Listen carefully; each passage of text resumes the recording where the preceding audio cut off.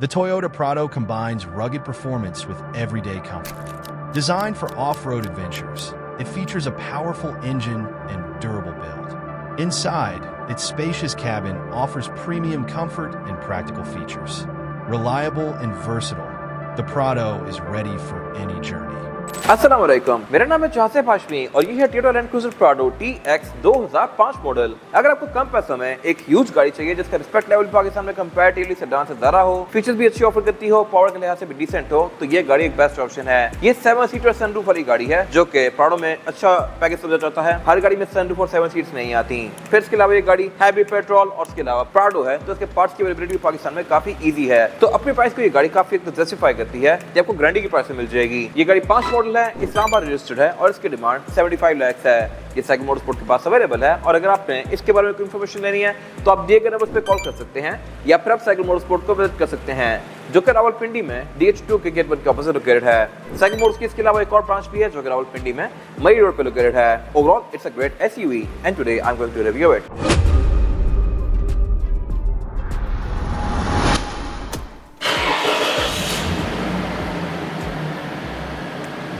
Let's start with the exterior of this car.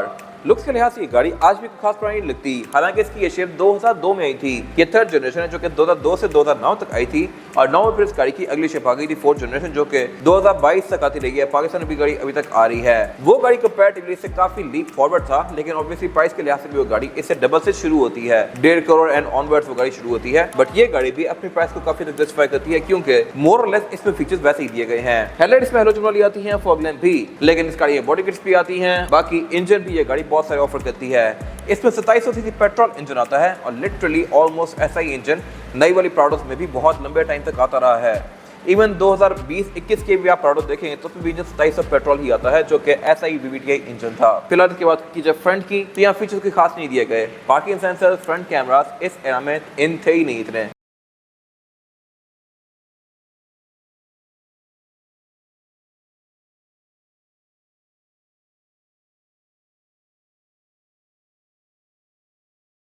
फिर इसमें यहाँ पे एक मिरर दिया गया है जो कि पुराने वक्तों का ब्लाइंड स्पॉट मॉनिटर है और ऐसा नहीं है कि ये कोई कदीम वक्तों की चीज हो। ये चीज अभी भी प्राडो ऑफर करती है 2020-21 में भी। जिन गाड़ियों में ब्लाइंड स्पॉट मॉनिटर और 360 कैमरास नहीं आते उनमें ये मिरर आता है और ऑब्वियसली इस टाइम भी सिर्फ यही आ रहा था, 360 कैमरास थे ही नहीं। ये गाड़ी क्योंकि 2005 मॉडल है तो इसमें इंडिकेटर यहाँ पे दिए गए हैं, साइड मिरर नॉर्मल से हैं। नीचे इसमें यहाँ पे कुछ फ्लैंक्स दिए गए हैं जो कि बंद है। इसके बड़े वर्जन नीचे ये पड लैंप वगैरह भी ऑफर करते हैं जो कि इस गाड़ी में नहीं है।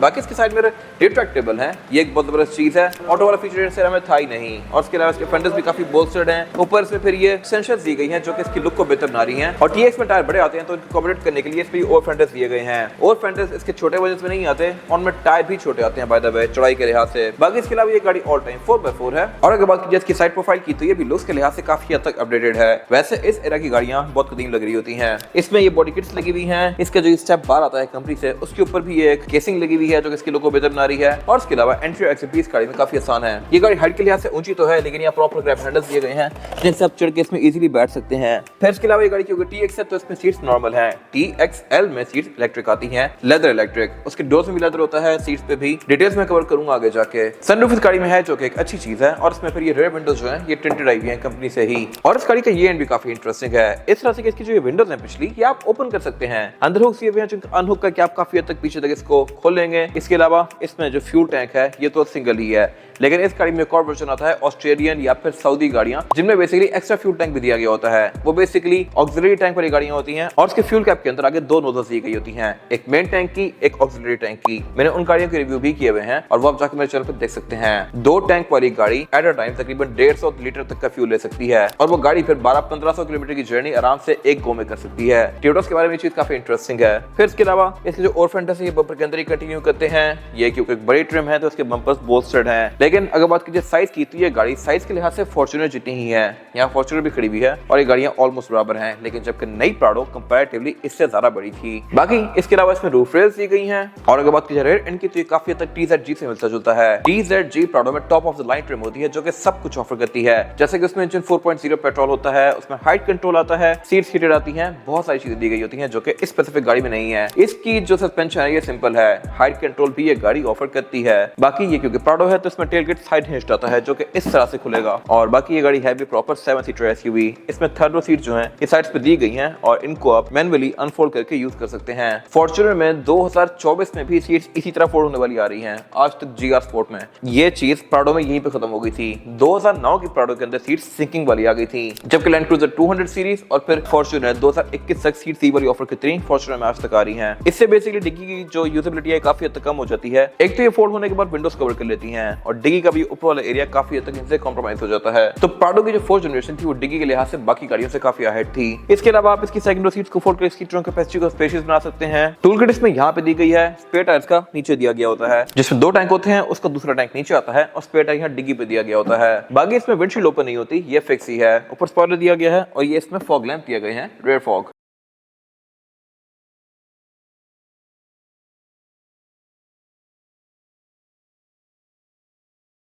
इसके बाद अगर बात की जाए इंटीरियर की, तो इंटीरियर के लिहाज से भी ये गाड़ी बिल्कुल भी ऑब्सोलेट नहीं लगती। यहाँ पे सब कुछ काफी अप टू डेट है और इसके डैशबोर्ड में काफी बड़ा सारा एक स्लॉट दिया गया होता है कंपनी से ही, जहाँ पे आप स्क्रीन लगा सकते हैं। तो इसमें स्क्रीन लगी हुई है और ये अब फीचर्स के लिहाज से भी अप टू डेट है। ये सब मैं चीजें डिटेल में कवर करूंगा। फिलहाल अगर बात की जाए इस गाड़ी की, तो ये TX है। TX का रूम फैब्रिक सीट के साथ आता है। सीट फैब्रिक होती है, डोर्स में पैनल फैब्रिक के होते हैं और छोटी मोटी चीजें उसमें और कम होती है। सीट्स आप इसकी हाथ से एडजस्ट करेंगे।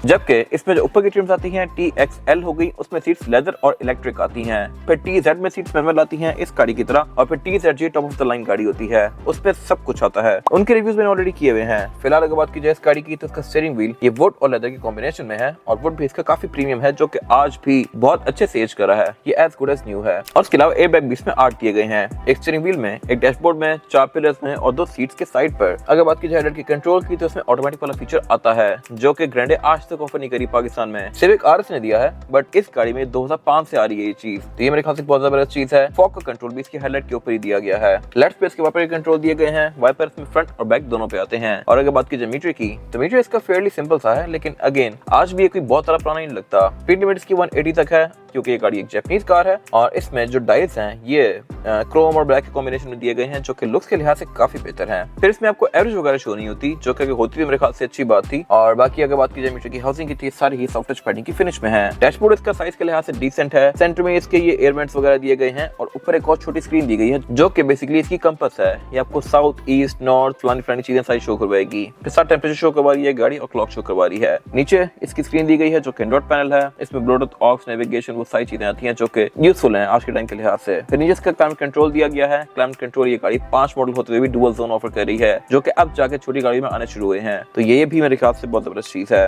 और इस प्राइस पॉइंट पे स्पेशली ये काफी बड़ा एज है इस गाड़ी का। फिर इसके अलावा नीचे यहाँ पे ये एस्ट्रे वगैरह दी गई है। काफी सारे ब्लैंक स्विचेस हैं, जो कि इसके बड़े वर्जन के अंदर फीचर्स होते हैं। इसके गियर के आगे काफी बड़ा सारा एरिया के यहाँ पे खाली छोड़ा गया है और उसकी वजह यह है कि इसके जो बड़े वर्जन हैं उनमें यहाँ पे हाइट कंट्रोल दिया गया होता है। लेफ्ट पे इसका बेसिकली ड्राइव ट्रेन का मोड दिया गया है कि आप इसको 4x4, 4x2 उन पे चलाना चाहें। इस गाड़ी में 4x2 है ही नहीं, ये गाड़ी ऑल टाइम 4x4 है और इसमें सिलेक्शन है वो है L, L, N, HL और फिर H। N बेसिकली न्यूट्रल है, जो कि एक इंटरेस्टिंग फीचर है। अब ये गाड़ी में नहीं आता, लेकिन इस एरा में गाड़ियों में आ रहा था। और अगर आप इसको N कर दें तो इसकी ट्रांसमिशन एंगेज ही नहीं होती टायरों के साथ। अगर ये गाड़ी उतराई पे खड़ी है और आपने इसको P में भी किया हुआ है, ब्रेक छोड़ेंगे तो ये गाड़ी चल पड़ेगी, रोल होना शुरू हो जाएगी। और बेशक आप ब्रेक देते रहे, रिवर्स लगाएं, जो मर्जी करें, इंजन टायरों के साथ जुड़ा हुआ ही नहीं होगा, गाड़ी रोल होती रहेगी। तो ये बेसिकली खतरनाक मोड है और आई एम नॉट श्योर कि इसका कोई खास यूज है भी कि नहीं। फिर इसका गियर सिलेक्टर दिया गया है, जिसमें गियर सिलेक्शन है PRND 3, 2 और लोड की। और इसका जो गियर सिलेक्टर है ये बिल्कुल टेढ़ा खड़ा है। इसकी एग्जैक्ट रीजन मैं कवर करूंगा आगे जाके। इसमें इंजन भी टेढ़ा है और आई एम नॉट श्योर कि टोयोटा ने इसको भी तक सीधा क्यों नहीं किया। नई वाली प्रोडक्ट्स में भी गियर सिलेक्टर टेढ़ा ही आता है। हैंडब्रेक इस पे नॉर्मल दी गई है, इसके पीछे का फोल्डर दिए गए हैं, सेंटर कंसोल दिया गया है। सेंटर कंसोल का काफी स्पेशियस है और यह है भी स्लाइडेबल, इसको आप इस तरह से आगे पीछे कर सकते हैं। सीट इसमें नॉर्मल है, फैब्रिक की फिनिश में है और इनको एडजस्ट भी आप हाथ से करेंगे। और अगर बात की जाए डोर्स की, तो डोर्स में भी सेम फैब्रिक कंटिन्यू किया गया है, लेकिन फिनिश के लिहाज से ये जबरदस्त है। इनमें वुड दिया गया है, क्रोम दिया गया है, लुक्स भी इसकी अच्छी हैं और स्पीकर भी इसमें 6 दिए गए हैं, 4 डोर्स में और 2 ट्वीटर्स। विंडोज में ऑल ऑटो आती हैं, यानी कि सिंगल टैप से मैं किसी भी विंडो को फुली रोल डाउन या रोल अप कर सकता हूँ, लाइक दिस।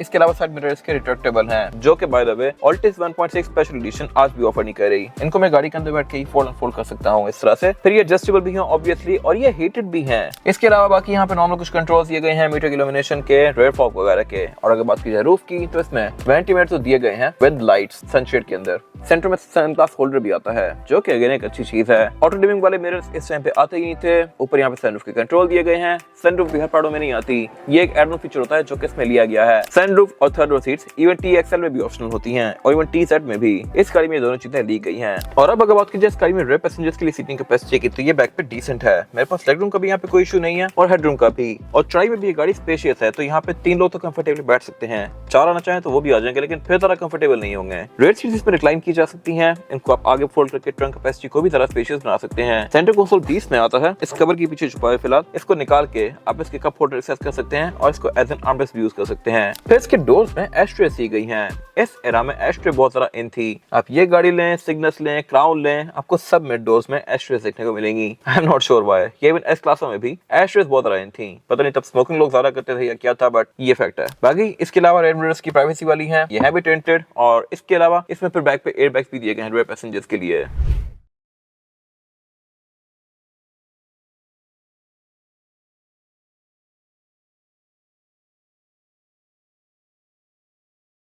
इसके बाद अगर बात की जाए इस गाड़ी के इंजन की, तो इंजन इस गाड़ी में 2TR यानी कि 2730 पेट्रोल है। अगर आप प्राडो की ये शिप ले रहे हैं तो आपके लिए एक एडवाइस है, आप 2004 के बाद की गाड़ी लें, क्योंकि 2004 तक प्राडो में 3RZ इंजन आता था, वो भी 2700 पेट्रोल था। लेकिन वो इंजन पुरानी जनरेशन थी, उसको डिसकंटिन्यू कर दिया गया और 4 में इसमें नया इंजन आ गया, जो कि प्राडो में फिर अभी तक आ रहा था 2021-22 तक। जो प्राडो की ये शेप थी पुराने वाली, ये इंजन कंपैरेटिवली बहुत ज्यादा बेहतर है। इस तरह से एक तो इसकी हॉर्स पावर बेहतर है, ये 167 हॉर्स पावर प्रोड्यूस करता है, जबकि पहले 3RZ इंजन जो था वो 150 प्रोड्यूस करता था।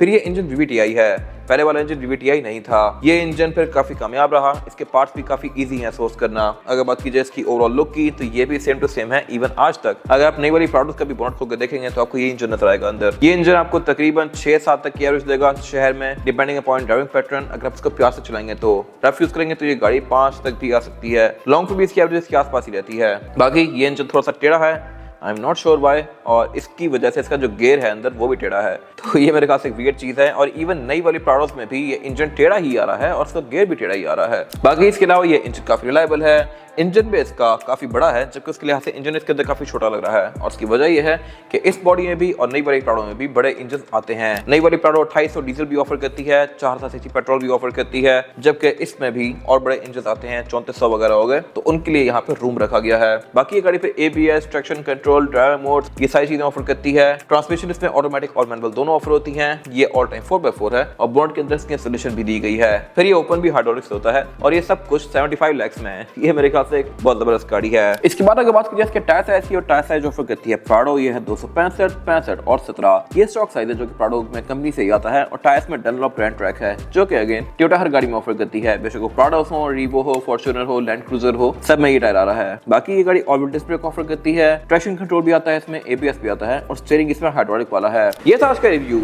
अगर आपको ये रिव्यू पसंद आया है तो उसको लाइक कीजिए, मेरे चैनल को सब्सक्राइब कीजिए, और अगर आपके पास इस गाड़ी से रिलेटेड कोई भी राय है तो उसको कमेंट सेक्शन में शेयर जरूर कीजिएगा, ताकि वो लोग जो ये गाड़ी लेने वाले हैं वो आपकी राय से फायदा उठा सकें। अपना ख्याल रखिएगा। Thank you.